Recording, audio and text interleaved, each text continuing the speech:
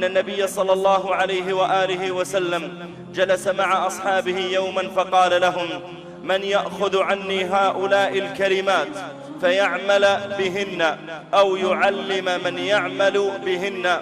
قال أبو هريرة: قلت أنا يا رسول الله. قال رضي الله تعالى عنه: فأخذ النبي صلى الله عليه وآله وسلم بيدي، قال وجعل يعد بها 5، فقال لي: اتق المحارم تكن أعبد الناس، وارض بما قسم الله لك تكن أغنى الناس، وأحسن إلى جارك تكن مؤمنا، وأحب للناس ما تحب لنفسك تكن مسلما، ولا تكثر الضحك فإن كثرة الضحك تميت القلب.